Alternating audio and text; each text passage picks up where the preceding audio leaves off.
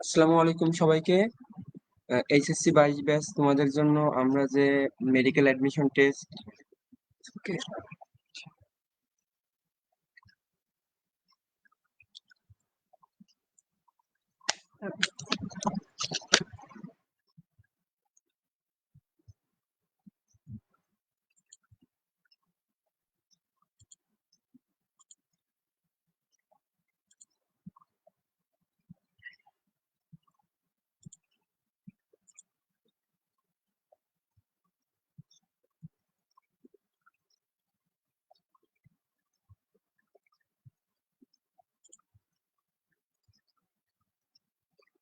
আসসালামু আলাইকুম সবাইকে। সবাই একটু কমেন্ট করে জানাও আমার লেখা শোনা যাচ্ছে কিনা ঠিকঠাক ভাবে।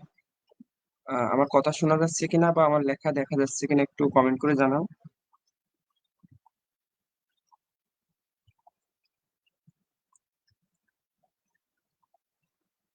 আর সবাই একটু গ্রুপে লিংকটা শেয়ার করে দাও। সবাই একটু গ্রুপে লিংকটা শেয়ার করে দাও। আমরা আর 2-1 মিনিটের মধ্যে ক্লাস শুরু করব। আর তোমাদের যদি কোনো ফ্রেন্ড সার্কেল থাকে সবাইকে একটু মেনশন করে দাও, আমরা ক্লাস শুরু করবো 2-1 মিনিটের মধ্যে।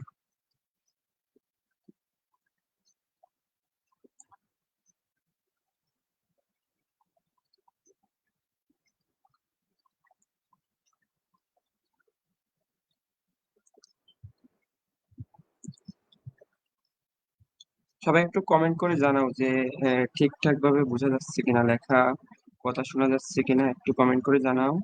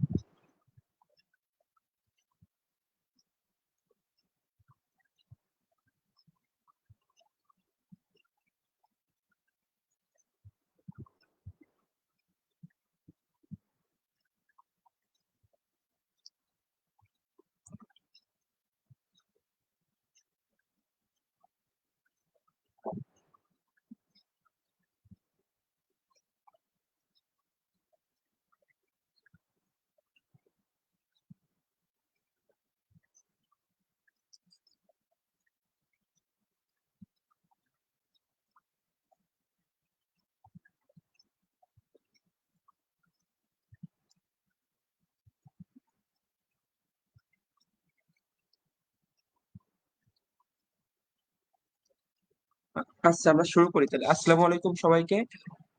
আমরা আজকে জিন তত্ত্ব ও বিবর্তন, জিন তত্ত্ব ও বিবর্তনের উপর আমরা প্রিভিয়াস মেডিকেল অ্যাডমিশন টেস্ট আর ডেন্টাল অ্যাডমিশন টেস্টের প্রশ্নগুলো সলভ করব। তোমরা একটু তোমাদের বন্ধুদেরকে মেনশন করে দাও, যাতে আমাদের ক্লাসের মেম্বার যাতে আরো কিছু দূর। আর তো সবাই একটু কমেন্ট করো যে আমার লেখা ঠিকঠাক দেখা যাচ্ছে কিনা বা আমার কথা কি তোমরা শুনতে পারতেছো কিনা।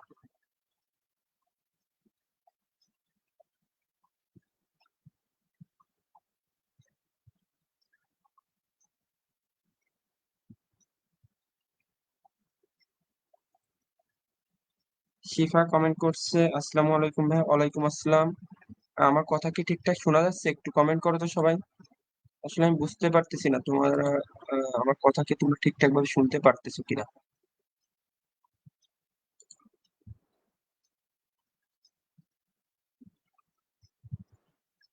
ওকে, ওকে, ঠিক আছে, তাইলে আমরা বুঝতে পারতেছি, কথা শোনা যাচ্ছে। আচ্ছা, তাইলে আমরা ক্লাসটা আস্তে ধীরে ধীরে শুরু করি। দেখো আমাদের আহ, মে মেডিকেল অ্যাডমিশন টেস্ট 9-10 প্রশ্নটা আসছে যে জীবের বাহ্যিক লক্ষণকে কি বলা হয়। জীবের বাহ্যিক লক্ষণকে কি বলা হয়? দেখো, অপশন 1-এ ছিল জিনোটাইপ, 2-এ প্রকট বৈশিষ্ট্য, 3-এ ফিনোটাইপ, 4-এ প্রচ্ছন্ন বৈশিষ্ট্য। তাহলে দেখো জীবের বাহ্যিক লক্ষণ, বাহ্যিক লক্ষণ মানে কি, যে বৈশিষ্ট্যটা আমরা দেখতে পাই, যে বৈশিষ্ট্যটা আমরা দেখতে পাই। একজন মানুষ লম্বা নাকি খাটো, নাকি একজন দেখতে কি রকম, তার চুলের বর্ণ কি, বা বীজটা লম্বা নাকি খাটো, কি ধরনের, এই যে বৈশিষ্ট্যগুলো, এগুলো হচ্ছে তোমার জীবের বাহ্যিক বৈশিষ্ট্য। এই যে বাহ্যিক বৈশিষ্ট্যকে কি বলা হয়, বাহ্যিক বৈশিষ্ট্যকে বলা হয়। আচ্ছা, তার আগে আমরা এই চারটি অপশন সম্পর্কে একটু পড়াশোনা করি। জিনোটাইপ, দেখো জিনোটাইপ,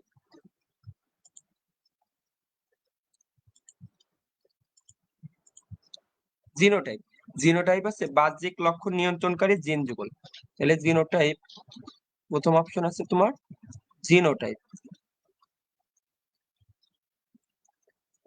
জিনোটাইপ আছে বাহ্যিক লক্ষণ নিয়ন্ত্রণকারী জিন যুগল।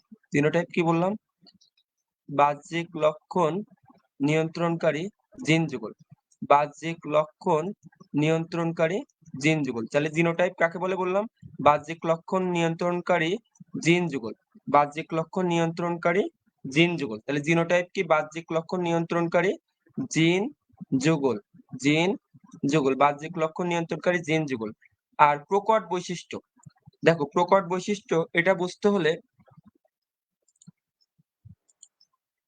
প্রকট বৈশিষ্ট্য এটা যদি বুঝতে হয়, তাহলে দেখো প্রকট বৈশিষ্ট্য হেটারো জায়গার জীব, একটু খেয়াল করো, একটা বড় হাতের টি আর একটা ছোট হাতের টি, এটার বৈশিষ্ট্য কি কেউ বলতে পারবা, এটার বৈশিষ্ট্য কি, একটা বড় হাতের টি আর একটা ছোট হাতের টি। দেখো আমরা ধরে নিলাম দুইটা বড় হাতের টি, এই দুইটা বড় হাতের টি আছে লম্বা, এটা লম্বা বীজ। আর একটা বড় হাতের টি, একটা ছোট হাতের টি, আর একটা দুইটা ছোট হাতের টি, দুইটা ছোট হাতের টি হলে হবে হচ্ছে তোমার খাটো বীজ, খাটো বীজ, খাটো বীজ। দুইটা ছোট হাতের টি হলে কি হবে, খাটো বীজ। তাইলে তোমরা আমাকে একটু কমেন্ট করে জানাও তো, এই যে একটা বড় হাতের টি একটা ছোট হাতের টি, এটার ক্ষেত্রে কি হবে, একটু কমেন্ট করে জানাও যে একটা বড় হাতের টি আর ছোট হাতের টি থাকলে কি হবে।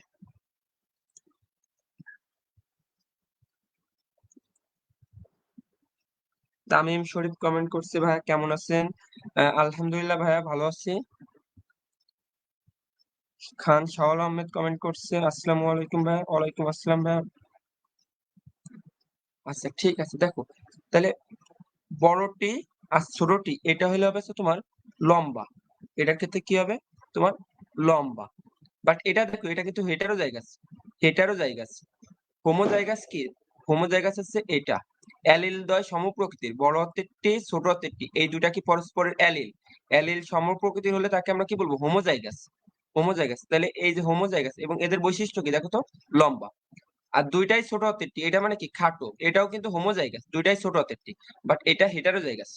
এটা কি, বড় হাতের টি আর ছোট হাতের টি থাকলে কি হবে, হেটারোজাইগাস। তাহলে দেখো বৈশিষ্ট্য হেটারোজাইগাস জীবে এই যে বৈশিষ্ট্য প্রকাশ পেয়েছে, বৈশিষ্ট্যটা কি, লম্বা বৈশিষ্ট্য। বৈশিষ্ট্যটা কি, বৈশিষ্ট্য, বৈশিষ্ট্য হচ্ছে তোমার হেটারোজাইগাস জীবে যে বৈশিষ্ট্যটা প্রকাশ পাচ্ছে সেটা কি, লম্বা বৈশিষ্ট্য। তাহলে দেখো হেটারোজাইগাস জীবে একটা বৈশিষ্ট্য প্রকাশ পাচ্ছে আর একটা বৈশিষ্ট্য অপ্রকাশিত থাকতেছে। তাহলে হেটারোজাইগাস জীবে যে বৈশিষ্ট্য প্রকাশিত হয়, তাহলে হেটারোজাইগাস জীবে, হেটারো হেটারো জাইগাস জীবে যে বৈশিষ্ট্য প্রকাশিত হয় সেটা হচ্ছে প্রকট বৈশিষ্ট্য। হেটারো জাইগাস জীবে, হেটারোজাইগাস জীবে যে বৈশিষ্ট্য প্রকাশিত হয়, যে বৈশিষ্ট্য প্রকাশিত হয়, যে বৈশিষ্ট্য প্রকাশিত হয় সেটা হচ্ছে প্রকট বৈশিষ্ট্য, প্রকট বৈশিষ্ট্য। তাহলে হেটারোজাইগাস জীবে যে বৈশিষ্ট্য প্রকাশিত হয় তাকে আমরা কি বলবো, প্রকট বৈশিষ্ট্য। আর যে বৈশিষ্ট্য অপ্রকাশিত থাকে তাহলে সেটাকে আমরা বলবো প্রচ্ছন্ন বৈশিষ্ট্য, প্রচ্ছন্ন বৈশিষ্ট্য। আর ফিনোটাইপ কি ভাই, জীবের বাহ্যিক লক্ষণ। এই যে আমরা যেটা লম্বা দেখতেছি খাটো দেখতেছি এটা হচ্ছে জীবের বাহ্যিক লক্ষণ, এই জীবের বাহ্যিক লক্ষণকে বলা হয় ফিনোটাইপ। তাহলে এটার অ্যান্সার কি হবে, তাহলে তোমরা বুঝতেই পারছো এটার অ্যান্সার হবে ফিনোটাইপ, এটার অ্যান্সার কি হবে, ফিনোটাইপ। তাহলে জীবের বাহ্যিক লক্ষণকে কি বলা হয়, ফিনোটাইপ। বুঝছো, সবাই বুঝছো তো? আচ্ছা তাহলে এবার আমরা পরের প্রশ্নে চলে যাই। বংশগতির ধারক নিচের কোনটি, দেখো এখানে কিছু অপশন দিয়ে আছে, ক্রোমোমিয়ার, ক্রোমাটিড, ক্রোমোজোম, আর কি টেলোমিয়ার। ক্রোমোমিয়ার, তোমরা আমাকে অ্যান্সার দাও তো, এই যে যে ক্রোমোমিয়ার, এই যে যে ক্রোমোমিয়ার, এই ক্রোমোমিয়ারটা কোথায় দেখা যায়, ক্রোমোমিয়ারটা কোথায় দেখা যায়, তোমরা আমাকে একটু অ্যান্সার করে জানাবা ক্রোমোমিয়ারটা কোথায় দেখা যায়। ক্রোমোমিয়ারটা কোথায় দেখা যায়? এটা একটু আমাকে অ্যান্সার করে জানাবা। ক্রোমোমিয়ারটা কোথায় দেখা যায়? তোমরা আমাকে একটু কমেন্ট করে জানাবা ক্রোমোমিয়ারটা কোথায় দেখা যায়?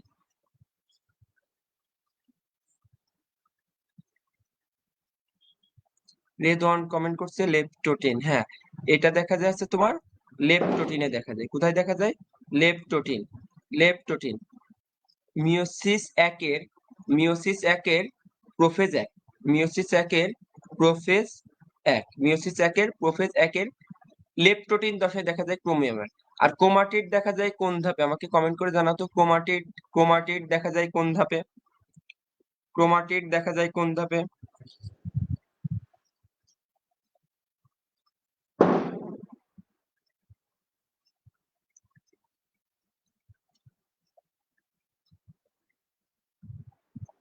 ক্রোমাটিড দেখা যায় কোন ধাপে? ক্রোমাটিড দেখা যায় প্রোফেজ। প্রোফেজ। আচ্ছা, এই ক্রোমাটিড কি? আমাদের এটা একটু জানতে হবে। ক্রোমাটিড হচ্ছে ক্রোমোজোম গুলা, দেখা গেল এই একটা ক্রোমোজোম, এই একটা তোমার ক্রোমোজোম, এই ক্রোমোজোমটা যখন সেন্ট্রোমিয়ার, আর এটা হচ্ছে তোমার সেন্ট্রোমিয়ার, এটা হচ্ছে তোমার সেন্ট্রোমিয়ার। সেন্ট্রোমিয়ার। তাহলে ক্রোমোজোম গুলা সেন্ট্রোমিয়ার বাদে অনুদৈর্ঘ্য ভাবে দুইটা সূত্রে ভাগ হচ্ছে। দেখো দুইটা সূত্র, এই একটা সূত্র আর এই সাইডে তোমার আর একটা সূত্র। তাহলে ক্রোমোজোম গুলা সেন্ট্রোমিয়ার বাদে অনুদৈর্ঘ্য ভাবে দুইটা সূত্রে বিভক্ত হচ্ছে। প্রতিটা সূত্রকে আমরা বলবো ক্রোমাটিড। প্রতিটা সূত্রকে আমরা কি বলবো? ক্রোমাটিড। তাইলে ক্রোমোজোম গুলো সেন্ট্রোমিয়ার বাদে অনুদৈর্ঘ্য ভাবে কয়টা সূত্রে? এই একটা সূত্র তোমার, এই একটা সূত্র আর এই একটা সূত্র, দুইটা সূত্রে বিভক্ত হচ্ছে। প্রতিটা সূত্রকে আমরা কি বলবো? ক্রোমাটিড। এই ক্রোমাটিড দেখা যায় কোন ধাপে? প্রোফেজ ধাপে। মাইটোসিসের প্রোফেজ ধাপে ক্রোমাটিড দেখা যায়। আর এই যে ক্রোমোজোম, ক্রোমোজোম বংশগতির ধারককে ক্রোমোজোম। ক্রোমোজোমের মধ্যে জিন থাকে, জিনগুলো আছে। ক্রোমোজোমের যে স্থানে জিন থাকে তাকে আমরা বলি লোকাস। এই যে জিন, এই জিনটাই মূলত পরবর্তী বংশধরের বৈশিষ্ট্য নিয়ে যায়, জিন। তাইলে বংশগতির ধারক কে? জিন। আর টেলোমিয়ার, এই টেলোমিয়ার হচ্ছে তোমার ক্রোমোজোমের একটা অংশ। এবং এই টেলোমিয়ারে টেলোমারেজ নামক এনজাইম থাকে। যাই হোক, ওটা অন্য টপিকস, আমরা এতটুকু জানলেই হবে। তাহলে বংশগতির ধারক কোনটা? ক্রোমোজোম। বংশগতির ধারক কোনটা? ক্রোমোজোম। বংশগতির ধারক কোনটা? ক্রোমোজোম। আচ্ছা, ঠিক আছে। সবাই সবাই কি বুঝতে পারতেছো? যে দুইটা প্রশ্ন সলভ করলাম, বুঝতে পারলে সবাই একটু কমেন্ট করো, জি ভাইয়া বুঝতে পারছি। সবাই একটু কমেন্ট করো, জি ভাইয়া বুঝতে পারছি।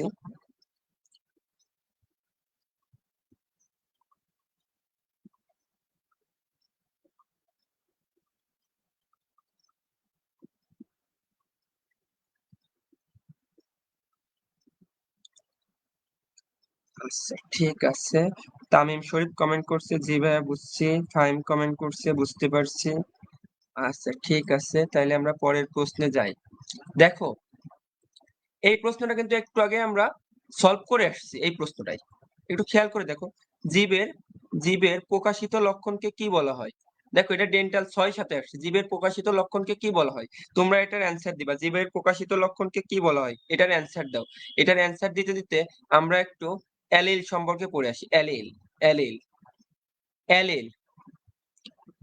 সমসমস্ত ক্রোমোজোম, সমসমস্ত ক্রোমোজোম বা হোমোলোগাস ক্রোমোজোম, সমসমস্ত ক্রোমোজোম বা homologous chromosome, homologous chromosome, homologous ক্রোমোজোমের হোমোলোগাস ক্রোমোজোমের জিন জোড়ের একটিকে অপরটির অ্যালিল বলে। হোমোলোগাস ক্রোমোজোমের জিন জোড়ের জিন জোড়ের একটিকে অপরটির অ্যালিল বলে। হোমোলোগাস ক্রোমোজোমের জিন জোড়ের একটিকে অপরটির অ্যালিল বলে। একটিকে অপরটির অ্যালিল বলে। জিনিসটা আমি বুঝাই দিচ্ছি, একটু ওয়েট। হোমোলোগাস ক্রোমোজোমের জিন জোড়ের একটিকে অপরটির অ্যালিল বলে। হোমোলোগাস ক্রোমোজোমের জিন জোড়ের একটিকে অপরটির কি বলা হয়? অ্যালিল বলা হয়। সাপোজ এ একটা ক্রোমোজোম আর এ একটা ক্রোমোজোম। দেখো, দুইটা একই রকম ক্রোমোজোম, একটা পিতা থেকে আসছে আর একটা মাতা থেকে আসছে। এই দুইটা ক্রোমোজোমকে বলা হয় homologous chromosome. Homologous chromosome. Nahin Mahmud comment করছে, আসসালামু আলাইকুম ভাইয়া, কেমন আছেন? আলহামদুলিল্লাহ। ঠিক আছে নাহিন মাহমুদ, তুমি যে অভিযোগটা করছিলা তোমার কমেন্ট পড়ি না, দেখো তোমার কমেন্ট কিন্তু আমরা পড়ে ফেললাম এখন। ঠিক আছে, আর ক্লাস কিন্তু পুরাটা সময় থাকা লাগবে। তাহলে খেয়াল করো যে হোমোলোগাস ক্রোমোজোম, হোমোলোগাস ক্রোমোজোম মানে কি দুইটা একই রকম ক্রোমোজোম, একটা পিতা থেকে আসছে একটা মাথা থেকে আসছে। তো এই ক্রোমোজোমের মধ্যে দেখা গেল এখানে একটা জিন থাকে, আর আর খেয়াল করো এটা একটু অন্য কালার,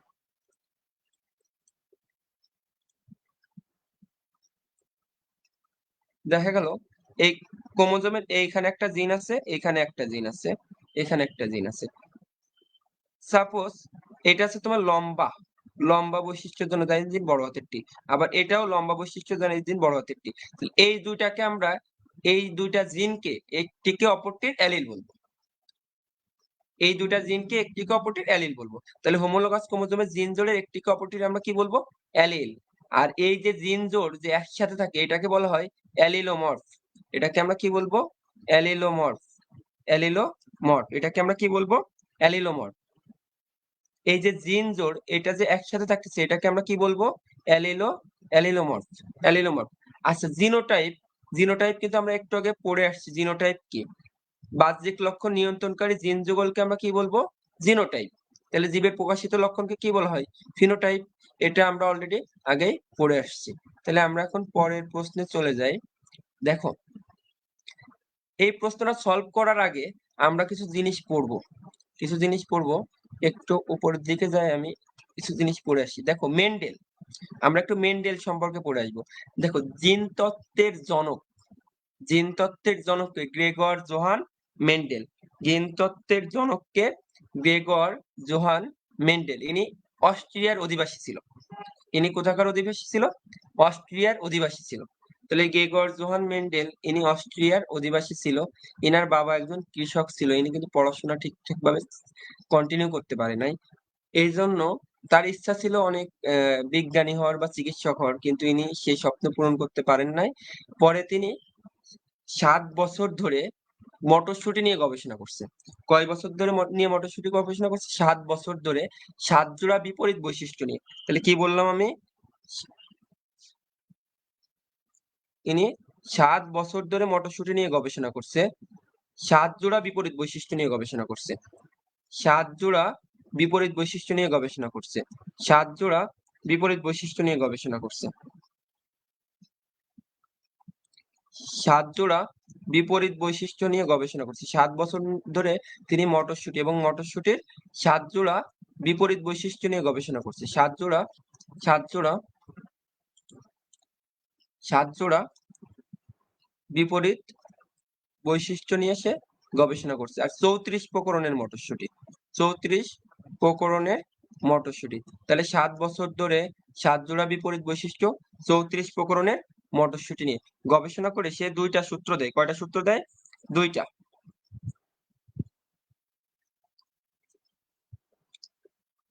দুইটা সূত্র দেয়, দুইটা সূত্র দেয়, দুইটা সূত্র দেয়, দুইটা সূত্র দেয়। তাহলে 7 বছর ধরে 7 জোড়া বিপরীত বৈশিষ্ট্য, 34 প্রকরণের মটরশুঁটি, আর সূত্র দেয় কয়টা? দুইটা। সূত্র দেয় দুইটা। তাহলে এখন আমরা একটু এইগুলা নিয়ে পড়াশোনা করব। দেখো আমরা অলরেডি এই যে এখানে দেখো যে জেনেটিক্স শব্দটির প্রবর্তন করেন কে? উইলিয়াম বেটসন। জেনেটিক্স শব্দটির প্রবর্তন করেন কে? উইলিয়াম বেটসন। এটা একটু মাথায় রাখবা। 7 বছর ধরে সে গবেষণা করছে 34 প্রকরণ মটরশুঁটি আর 7 জোড়া বিপরীত বৈশিষ্ট্য, 7 জোড়া বিপরীত বৈশিষ্ট্য। আর কয়টা সূত্র দেয়? দুইটা সূত্র দেয়। এখন এইখান থেকে আমাদের এমসিকিউ গুলো আসবে, একটু খেয়াল করো। মেন্ডেলের প্রথম সূত্র, মেন্ডেলের প্রথম সূত্রের কি কি নাম আছে? মেন্ডেলের প্রথম সূত্রের কি কি নাম আছে একটু খেয়াল করো। মেন্ডেলের প্রথম সূত্রের কি কি নাম আছে? মেন্ডেলের প্রথম সূত্রের কি কি নাম আছে? পৃথকীকরণ সূত্র, মনোহাইব্রিড ক্রস। কি কি নাম? পৃথকীকরণ সূত্র বা ল অফ সেগ্রিগেশন, পৃথকীকরণ সূত্র বা ল অফ সেগ্রিগেশন, পৃথকীকরণ সূত্র বা ল অফ সেগ্রিগেশন বা মনোহাইব্রিড ক্রস। কারণ মেন্ডেল প্রথম সূত্রে 1 জোড়া বিপরীত বৈশিষ্ট্য নিয়ে ক্রস করছিল, প্রথম সূত্রে 1 জোড়া, এই জন্য এটাকে আমরা বলবো মনোহাইব্রিড ক্রস। আর একটা নাম আছে জনন কোষ, জনন কোষ শুদ্ধতার সূত্র, জনন কোষ শুদ্ধতার সূত্র। তাহলে মেন্ডেলের প্রথম সূত্রের অপর কি কি নাম আছে এটা একটু মাথায় রাখতেই হবে। কি কি নাম আছে? পৃথকীকরণ সূত্র বা মনোহাইব্রিড ক্রস বা জননকোষ শুদ্ধতার সূত্র বা ল অফ সেগ্রেগেশন। এই মেন্ডেলের প্রথম সূত্রের ফিনোটাইপিক অনুপাত হচ্ছে 3:1। মেন্ডেলের প্রথম সূত্রের ফিনোটাইপিক অনুপাত কত? 3:1। মেন্ডেলের প্রথম সূত্রের ফিনোটাইপিক অনুপাত কত? 3:1। মেন্ডেলের প্রথম সূত্রের ফিনোটাইপিক অনুপাত কত? 3:1। পরীক্ষাতে এভাবেও আসতে পারে, পৃথকীকরণ সূত্রের ফিনোটাইপিক অনুপাত কত, মনোহাইব্রিড ক্রসের ফিনোটাইপিক অনুপাত কত, জননকোষ শুদ্ধতার সূত্রের ফিনোটাইপিক অনুপাত কত, বা ল অফ সেগ্রেগেশনের ফিনোটাইপিক অনুপাত কত আছে। এই প্রথম সূত্রের কিছু ব্যতিক্রম আছে। তাইলে কি কি প্রথম সূত্রে ব্যতিক্রম আছে আমরা একটু খেয়াল করি। প্রথম সূত্রে কি কি ব্যতিক্রম আছে? 3টা ব্যতিক্রম আছে প্রথম সূত্রের। 3টা ব্যতিক্রম আছে প্রথম সূত্রের। কয়টা ব্যতিক্রম? 3টা। প্রথম সূত্রে কয়টা ব্যতিক্রম আছে? 3টা ব্যতিক্রম আছে, একটু খেয়াল করো।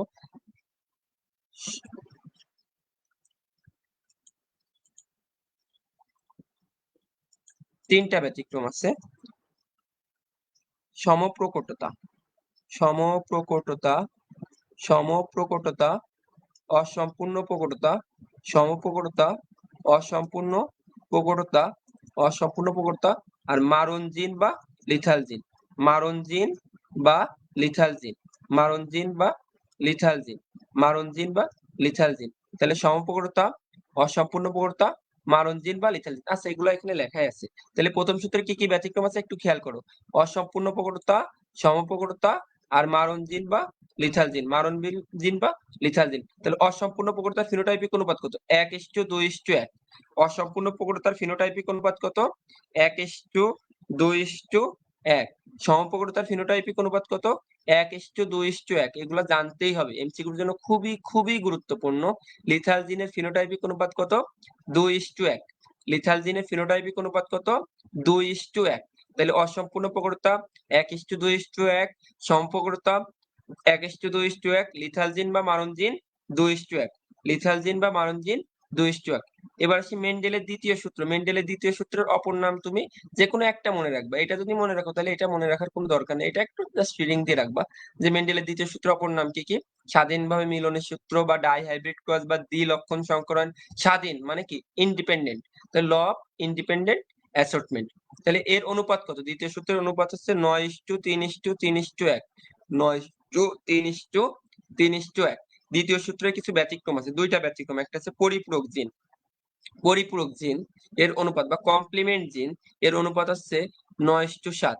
আর এপিস্টেসিস দুই প্রকার, একটা প্রোকট এপিস্টেসিস আর একটা দ্বৈত প্রচ্ছন্ন এপিস্টেসিস। একটা প্রোকট এপিস্টেসিস আর একটা দ্বৈত প্রচ্ছন্ন এপিস্টেসিস। কি কি বললাম? প্রোকট এপিস্টেসিস, দ্বৈত প্রচ্ছন্ন এপিস্টেসিস। দেখো, পরিপূরক আর দ্বৈত প্রচ্ছন্ন দুইটাই 9:7। তাহলে এই দুইটা আমরা মনে রাখবো না, আমরা মনে রাখবো প্রোকট এপিস্টেসিস 13:3। প্রোকট এপিস্টেসিস 13:3। প্রোকট এপিস্টেসিসের ফিনোটাইপিক অনুপাত কত? 13:3। প্রোকট এপিস্টেসিসের ফিনোটাইপিক অনুপাত কত? 13:3। খুবই গুরুত্বপূর্ণ।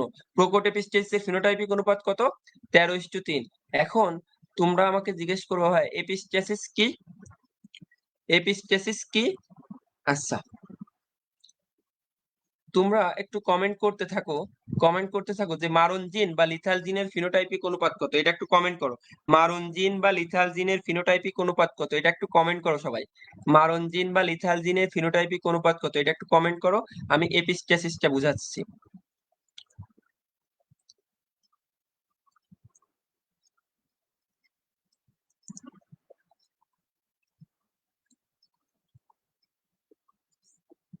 ফাহিম কমেন্ট করছে 2:1। বাকিরাও একটু কমেন্ট করো। নিপা কমেন্ট করছে, নিতা কমেন্ট করছে 2:1। হ্যাঁ, মারণ জিন বা লিথাল জিনের ফিনোটাইপিক অনুপাত কত? 2:1। আচ্ছা, এপিস্টেসিস কি আমরা একটু পড়বো। একটি জিন যখন অপর একটা নন অ্যালিলিক জিনের কার্যকারিতা প্রকাশে বাধা দেয়। দেখা গেল বড় হাতের টি, বড় হাতের টি, এরা পরস্পর অ্যালিল। আবার ছোট হাতের টি, ছোট হাতের টি, এরা পরস্পর অ্যালিল। এখন এই জিনটা যদি এর কার্যকারিতা প্রকাশে বাধা দেয় তখন তাকে আমরা বলবো এপিস্টেসিস। একটি জিন, এটা ধরো একটা জিন, এই জিনের কার্যকারিতা প্রকাশে বাধা দিচ্ছে, বুঝছো? তাহলে কি বললাম? একটি জিন, একটি জিন, একটি জিন যখন অপর একটি নন অ্যালিলিক জিনের কার্যকারিতা প্রকাশে বাধা দেয়। একটি জিন যখন অপর একটি অপর একটি নন অ্যালিলিক জিনের কার্যকারিতা প্রকাশে বাধা দেয়। নন অ্যালিলিক জিনের কার্যকারিতা প্রকাশে বাধা দেয়। নন অ্যালিলিক জিনের কার্যকারিতা প্রকাশে বাধা দেয়। কার্যকারিতা প্রকাশে বাধা দেয়। একটি জিন যখন অপর একটি নন অ্যালিলিক জিনের কার্যকারিতা প্রকাশে বাধা দেয়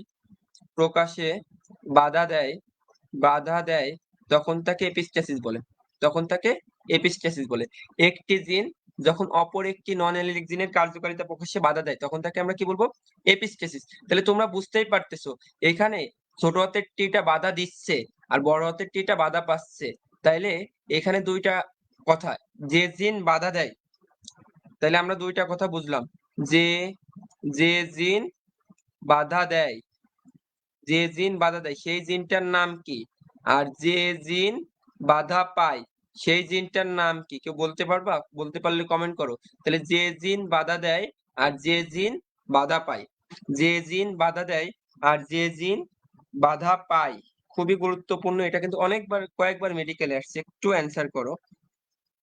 হ্যাঁ, আগের প্রশ্নের অ্যান্সার দিচ্ছি রকিবুল হাসান আকাশ ভাইয়া 2:1। হ্যাঁ ঠিক আছে, তাহলে মারণ জিন বা লিথাল জিনের ফিনোটাইপিক অনুপাত 2:1। তাহলে যে জিন বাধা দেয় তাকে আমরা বলবো এপিস্ট্যাটিক জিন। তাহলে যে জিন বাধা দেয় তাকে আমরা কি বলবো? এপিস্ট্যাটিক জিন। যে জিন বাধা দেয় তাকে আমরা কি বলবো? এপিস্ট্যাটিক জিন। আর বাধা পেলে হাইপোস্ট্যাটিক। তাহলে যে জিন বাধা পায় তাকে আমরা বলবো হাইপোস্ট্যাটিক জিন। তাহলে যে জিন বাধা দেয় তাকে আমরা বলবো এপিস্ট্যাটিক জিন, আর যে জিন বাধা পায় তাকে আমরা বলবো হাইপোস্ট্যাটিক। বাধা পেলে হাইপোস্ট্যাটিক। আচ্ছা, এবার তাইলে আমরা প্রশ্নে চলে আসি। হ্যাঁ, এখন আমাকে অ্যান্সার দাও, প্রোকোট এপিস্টেসিসের ব্যতিক্রমধর্মী অনুপাত কত? অ্যান্সার দাও। ডেন্টাল 3-4 সেশনে আসছে এটা। প্রোকোট এপিস্টেসিসের ব্যতিক্রমধর্মী অনুপাত কত? প্রোকোট এপিস্টেসিসের ব্যতিক্রমধর্মী অনুপাত কত? অ্যান্সার করো তোমরা। প্রোকোট এপিস্টেসিসের ব্যতিক্রমধর্মী অনুপাত 3:1। এটা অলরেডি আমরা জানি, মেন্ডেলের প্রথম সূত্রের ফিনোটাইপিক অনুপাত। প্রথম সূত্র বা মনোহাইব্রিড ক্রস বা এক লক্ষণ সংকরায়ন বা জননকোষ শুদ্ধতার সূত্র বা ল অফ সেগ্রিগেশন, এটার অনুপাত হচ্ছে 3:1। আর দ্বিতীয় সূত্রের ফিনোটাইপিক অনুপাত হচ্ছে 9:3:3:1। দ্বিতীয় সূত্রের ফিনোটাইপিক অনুপাত কত? 9:3:3:1। তাহলে এটা আছে প্রথম সূত্র, এটা আছে তোমার দ্বিতীয় সূত্র। আর 4:3 এটা তো কোথাও নাই। তাইলে আমাদের প্রোকোট এপিস্টেসিসের ফিনোটাইপিক অনুপাত কত হবে? 13:3। প্রোকোট এপিস্টেসিসের ফিনোটাইপিক অনুপাত কত? 13:3। আচ্ছা, এবার দেখো এটার অ্যান্সার দাও। বংশগতি পরীক্ষার জন্য মেন্ডেল কোন গাছ নির্বাচন করেছিলেন? অ্যান্সার করো। বংশগতি পরীক্ষার জন্য মেন্ডেল কোন গাছ নির্বাচন করেছিলেন? সন্ধ্যামালতী, মটরশুঁটি, ছোলা, স্ন্যাপড্রাগন। সন্ধ্যামালতী, মটরশুঁটি, ছোলা, স্ন্যাপড্রাগন। অ্যান্সার করো।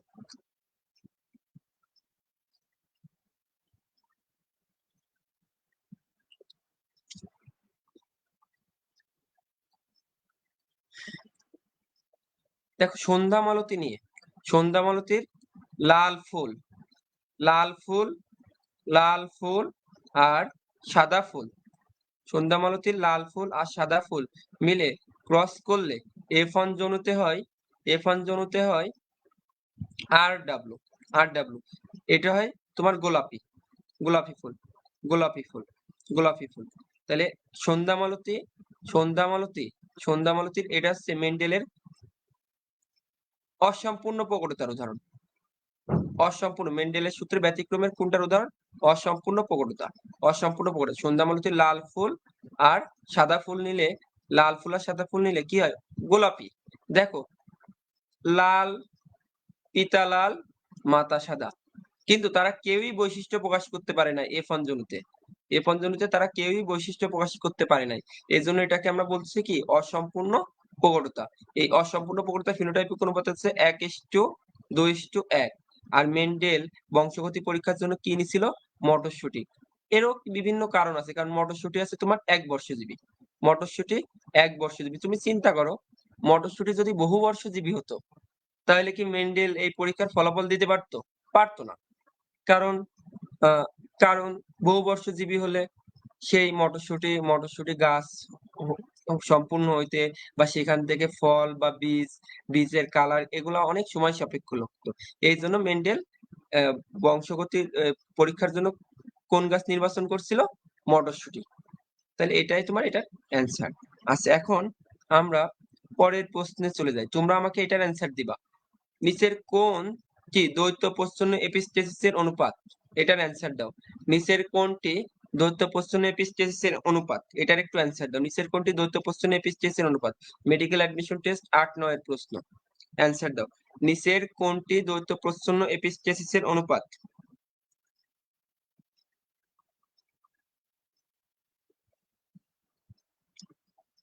এটার একটু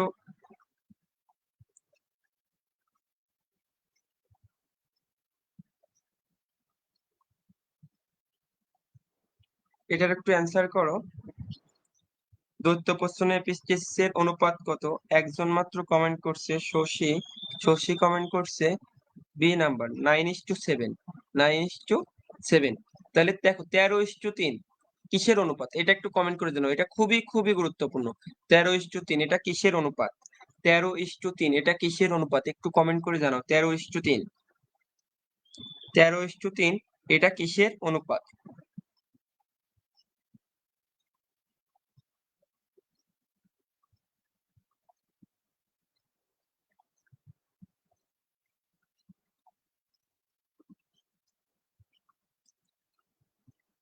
13:3 এটা কিসের অনুপাত? 13:3 এটা কিসের অনুপাত? একটু কমেন্ট করে জানাও। 13:3 এটা কিসের অনুপাত?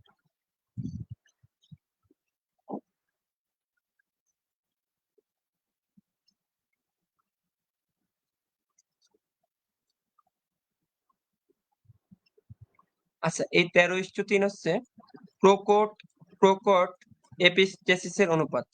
আমরা মেন্ডেলের দুইটা ব্যতিক্রম পড়ছিলাম দ্বিতীয় সূত্রে। দুইটা, একটা হচ্ছে তোমার পরিপূরক জিন। পরিপূরক জিনের অনুপাত ছিল 9:7। পরিপূরক জিনের অনুপাত কত ছিল? পরিপূরক জিনের অনুপাত ছিল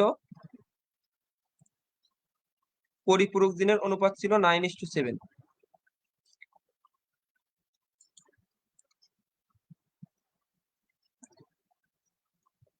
পরিপূরক জিনের অনুপাত ছিল 9:7। শুধুমাত্র দ্বৈত প্রচ্ছন্ন এপিস্টেসিস 9:7। শুধুমাত্র প্রকট এপিস্টেসিসের ক্ষেত্রে কত? 13:3। শুধুমাত্র প্রকট এপিস্টেসিসের ক্ষেত্রে কত? 13:3। 13:3। 13:3। আচ্ছা, এখন আমরা চলে আসি বংশগতি বিদ্যার জনক গ্রেগর জোহান মেন্ডেল কোন দেশে জন্মগ্রহণ করেন? এটাও আশা করি তোমরা পারবা। অ্যান্সার করো তো। এটাও অ্যান্সার করো তো তোমরা একটু কেউ। যে বংশগতি বিদ্যার জনক গ্রেগর জোহান মেন্ডেল কোন দেশে জন্মগ্রহণ করেন? Austria, Italy, Germany, Sweden. বংশগতিবিদ্যার জনক গ্রেগর জোহান মেন্ডেল কোন দেশে জন্মগ্রহণ করেন? একটু কমেন্ট করো তো সবাই। Austria, Italy, Germany, Sweden.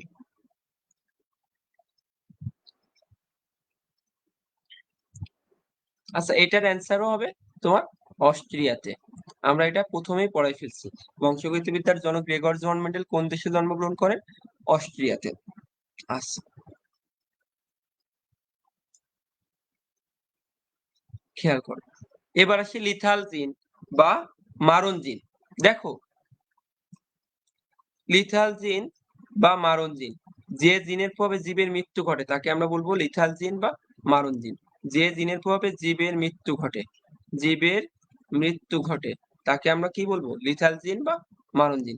এর ফিনোটাইপিক অনুপাত কত ছিল? 2:1। 2:1। দেখো, হওয়ার কথা ছিল 3:1, কিন্তু কত হয়েছে? 2:1। 25% জীব মারা গেছে। 25% জীব মারা গেছে, কারণ 4 জনের মধ্যে একজন মারা গেছে। আছে কত? 3 জন জীবিত আছে। এই জন্য যে জিনের প্রভাবে জীবের মৃত্যু ঘটে তাকে আমরা বলবো লিথাল জিন। এখন লিথাল জিনের প্রভাব নেই কোন কোন রোগে? হিমোফিলিয়াতে প্রভাব আছে লিথাল জিনের। জন্মগত ইকথিওসিস, এটাতেও প্রভাব আছে। থ্যালাসেমিয়াতেও প্রভাব আছে। অস্টিওপোরোসিস, এই অস্টিওপোরোসিসে লিথালজিনের কোনো প্রভাব নাই। অস্টিওপোরোসিস এটা হয় তোমার হাড় ক্ষয়ে যায়, হাড় ক্ষয়ে যায়। এটা হচ্ছে বিভিন্ন ক্যালসিয়ামের অভাবে বা আদার্স কোনো কারণে অস্টিওপোরোসিস হয়। তাহলে হিমোফিলিয়া জন্মগত ইকথিওসিস, থ্যালাসেমিয়া। হিমোফিলিয়া জন্মগত ইকথিওসিস আর কি বললাম, থ্যালাসেমিয়া। তোমরা এটা একটু, এই যে এটা দেখো, আমরা এই যে সবগুলা লিখে রাখছি। ফানি বকুল হিমালয় থেকে ইকরার মুরগি বাছুর কিনলো। ফানি বকুল হিমালয় থেকে ইকরার মুরগি বাছুর কিনলো। তাহলে ফানিতে ইনফান্টাইল অ্যামার্টিক ইডিওসি, বকুলে আছে ব্র্যাকিফ্যালেঞ্জি, বকুলে কি ব্র্যাকিফ্যালেঞ্জি। আর হিমালয়তে হিমোফিলিয়া থেকে যে থ্যালাসেমিয়া, থেকে দিয়ে কি হবে থ্যালাসেমিয়া। ইকরা দিয়ে ইকথিওসিস, জন্মগত ইকথিওসিস। এই ইকথিওসিস মানে ত্বক শুষ্ক হয়ে যাওয়া বা ত্বক ফেটে যাওয়া। জন্মের পর যদি বাচ্চার ত্বক শুষ্ক হয়ে যায় বা ত্বক ফেটে যায়, তখন ত্বকটাকে অনেকটা আইসের মতো দেখায়, এটাকে বলা হয় জন্মগত ইকথিওসিস। পিপার মুরগি পাবিহীন বাছুর। তাহলে এই যে কয়েকটা জিনিস হয়, কি কি হয় দেখো, ইনফান্টাইল অ্যামার্টিক ইডিওসি, ব্র্যাকিফ্যালেঞ্জি, হিমোফিলিয়া, থ্যালাসেমিয়া, জন্মগত ইকথিওসিস, পিপার মুরগি পাবিহীন বাছুর। পিপার মুরগি আর কি বললাম, পাবিহীন বাছুর, পাবিহীন বাছুর। তাহলে অস্টিওপোরোসিস কিন্তু ওখানে ছিল না।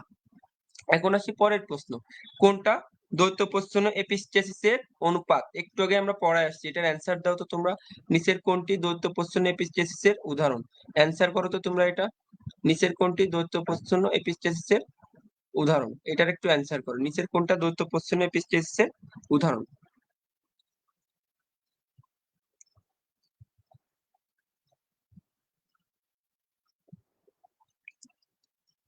নিচের কোনটা দ্বৈত প্রচ্ছন্ন এপিস্টেসিসের উদাহরণ? কমেন্ট করো তো সবাই একটু।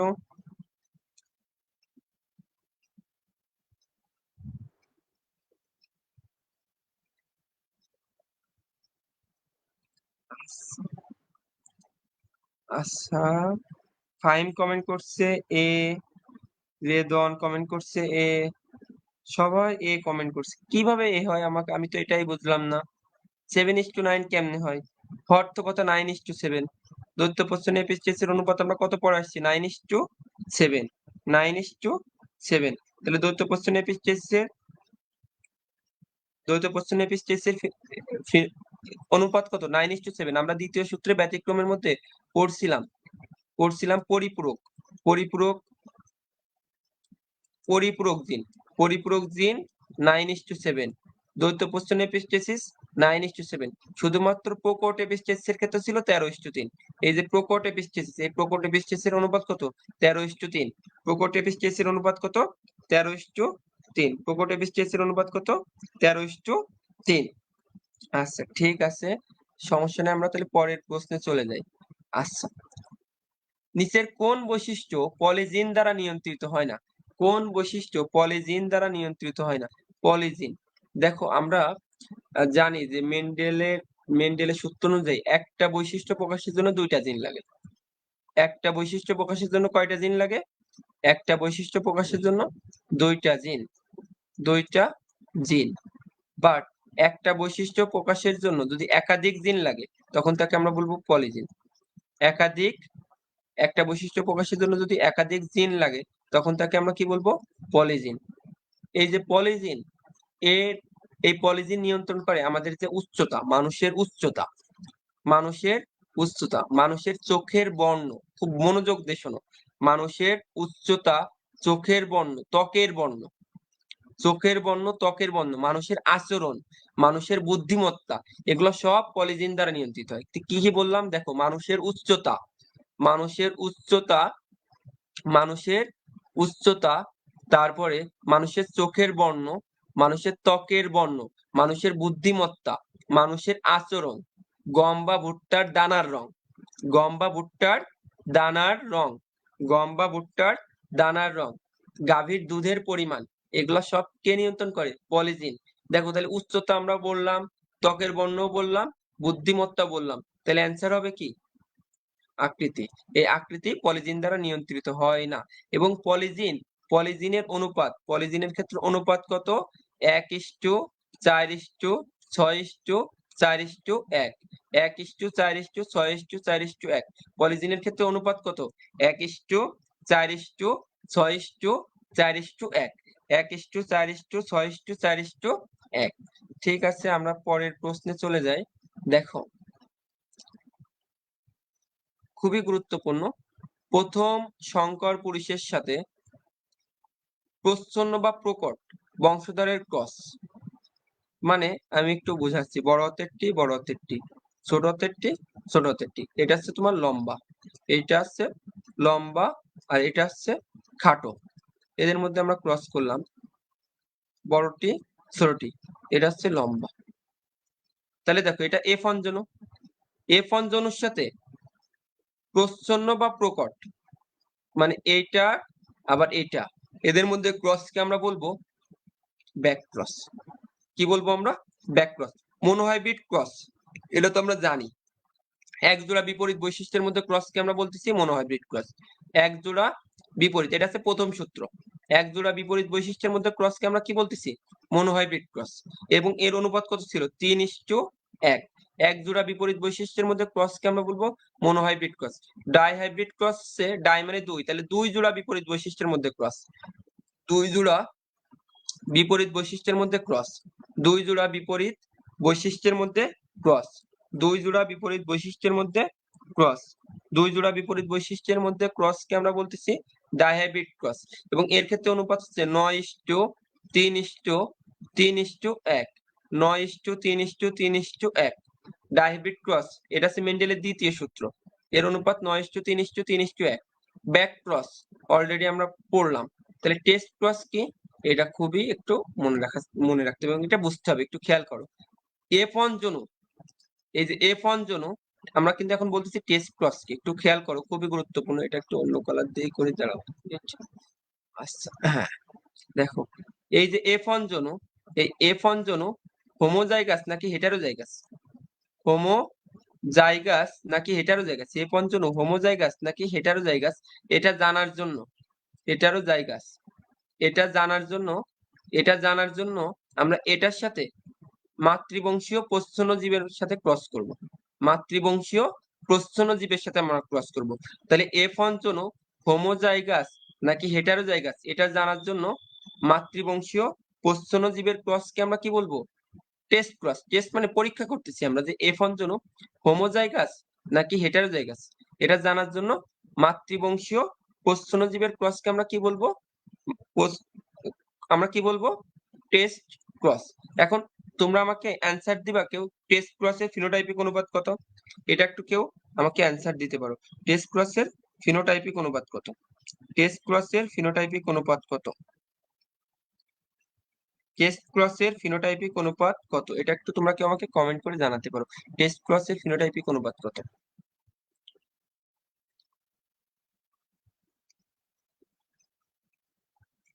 টেস্ট ক্রসের ফিনোটাইপিক অনুপাত কত?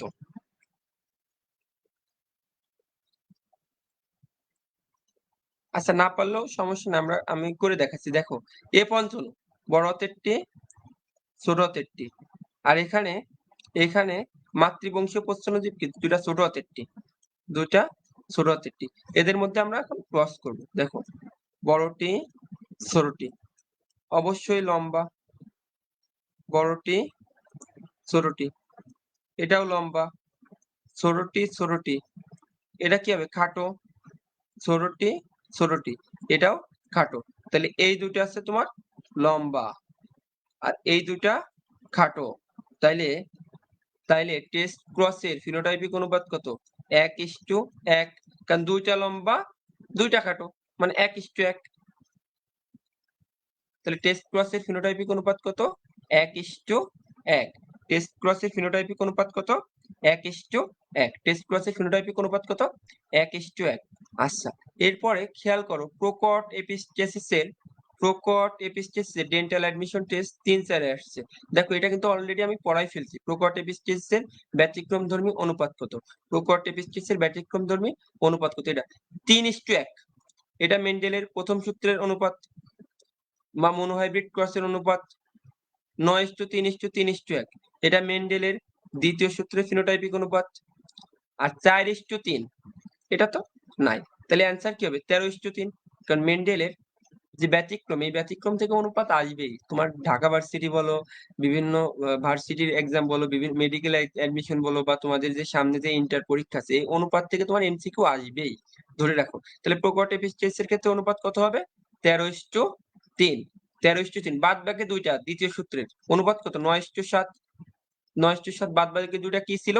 দ্বৈত প্রচ্ছন্ন এপিস্টেসিস ছিল, আর একটা ছিল পরিপূরক জিন।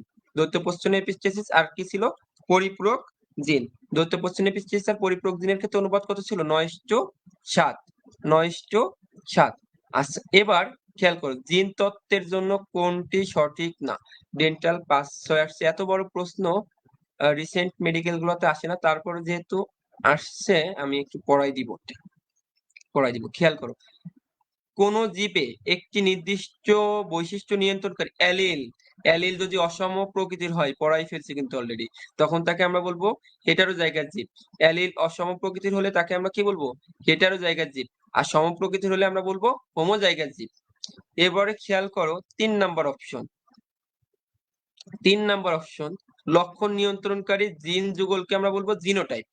লক্ষণ নিয়ন্ত্রণকারী জীবের লক্ষণ নিয়ন্ত্রণকারী বা বাহ্যিক লক্ষণ নিয়ন্ত্রণকারী জিন যুগলকে আমরা বলবো জিনোটাইপ। তাহলে এটাও ওকে আছে, এটাও ওকে আছে। আর জীবের বাহ্যিক লক্ষণকে ফিনোটাইপ বলবো, এটাও ওকে আছে। তাইলে বলছে, প্রশ্নে বলছে কোনটি সঠিক নয়? সঠিক নয়। ডিএনএ জীবের বংশগতির মৌলিক ভৌত কার্য এবং বংশ থেকে বংশান্তরে জীবের বৈশিষ্ট্য বহন করে, তাকে আমরা বলবো ফ্যাক্টর বা জিন। দেখো, ফ্যাক্টর বা জিন এটা ডিএনএ অণুর একটি খণ্ডাংশ, পুরাটা কিন্তু ডিএনএ না, ডিএনএ অণুর খণ্ডাংশ হবে। তা এই কথা তো উল্লেখ করে নাই যে ফ্যাক্টর বা জিন কি? ডিএনএ অণুর একটি খণ্ডাংশ যা বংশগতির, এই কথাটা হবে এখানে, ওই কথাটা স্কিপ করে গেছে, এই জন্য এটার অ্যান্সার হবে বি। এবার খেয়াল করো, যে জিন বৈশিষ্ট্য প্রকাশে বাধা পায়, যে জিন বৈশিষ্ট্য প্রকাশে বাধা পায় তাকে আমরা কি বলবো? যে জিন বৈশিষ্ট্য প্রকাশে বাধা পায় তাকে আমরা কি বলবো? খেয়াল করো, যে জিন বৈশিষ্ট্য প্রকাশে বাধা পায় তাকে আমরা বলবো হাইপোস্ট্যাটিক জিন। আমি অলরেডি পড়াই ফেলছিলাম, বাধা পেলে তাকে আমরা বলবো হাইপোস্ট্যাটিক জিন, আর বাধা দিলে তাকে আমরা বলবো এপিস্ট্যাটিক জিন। বাধা দিলে তাকে আমরা কি বলবো? এপিস্ট্যাটিক জিন। তাহলে যে জিন বৈশিষ্ট্য প্রকাশে বাধা পায় তাকে আমরা বলতেছি হাইপোস্ট্যাটিক জিন, আর বাধা দিলে এপিস্ট্যাটিক জিন। লিথাল জিন অলরেডি আমরা জানি, যে জিনের প্রভাবে জীবের মৃত্যু ঘটে, যে জিনের প্রভাবে জীবের মৃত্যু ঘটে তাকে আমরা কি বলবো?